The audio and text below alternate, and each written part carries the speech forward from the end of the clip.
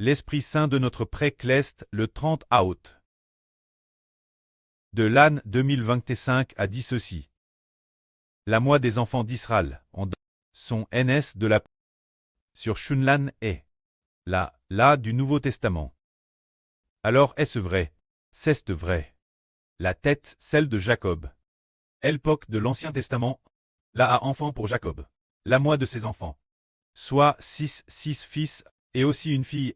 Alors la nation d'Israël du Nouveau Testament sera-t-elle ainsi? C'est également ainsi, car la nation d'Israël du Nouveau Testament, elle a 6 fils spirituels, tous spirituels. Les filles et fils de Sur Shunan, ainsi, l'avenir. Sur Shunlan recevra de TRS nombreux enfants. De qui cela vient-il? Cela vient de Dieu. C'est déserté par le Pré-Clest. Alors, selon Sur Shunlan, en raison de Rebecca, tous les enfants d'Israël sont ses enfants. Elle est sur Zaouan en forme une. Sur Zaouan en raison de Sarah. Sur Shunlan, en raison de Rebecca. Alors tous les enfants appartiennent tous sur Shunlan. Et aussi sur Zaouan. Une autre raison est que, sur Shunlan, doit être la sur Nis rousse. Donnant sa vie, elle doit purifier la spiritualité. L'impurée de tous les enfants d'Israël.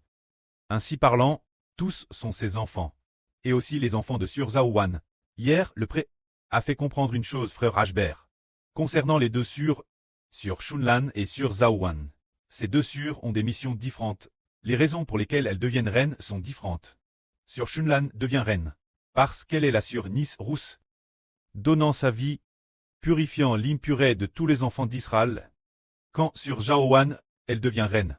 En raison de l'évangile, comme ayant la lune sous ses pieds. Elle a pour l'évangile de frère Hébert. Consacre tous ses efforts. Ainsi, elle devient reine de ce fait.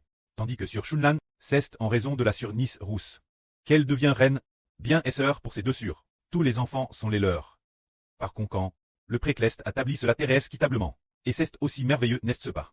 Plus tard, l'esprit du Pré a continué de dire Hébert, quand l'Esprit Saint du Pré-Clest et l'Esprit du Seigneur Jésus entreront pleinement en Hébert, entreront pleinement dans son esprit. Tu poseras la sagesse, c'est dire, quand l'Esprit du Pré et l'Esprit du Seigneur entrent tous deux en nous. Nous avons de la sagesse. Alors en quel genre de personnes l'Esprit du Pré et l'Esprit du Seigneur vont-ils entrer? Ils vont entrer en ceux qui appartiennent entièrement à Dieu, qui sont entièrement dans le Seigneur.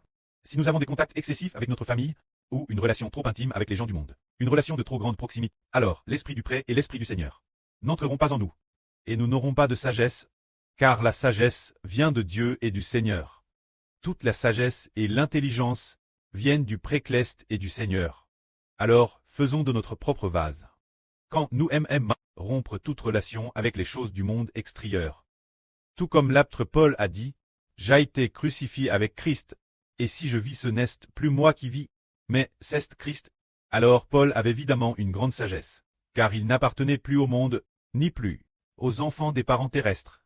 Et avec les non-croyants sur terre, il a rompu les liens, il n'appartient plus qu'au Seigneur, il est DJ mort. Alors l'Esprit du Seigneur est en lui, faisant de lui un apôtre, devenant ainsi noble. Il a pu comprendre pleinement le salut, parce qu'il avait déjà rompu ses relations avec les gens du monde, et rompu ses relations avec le monde spirituel.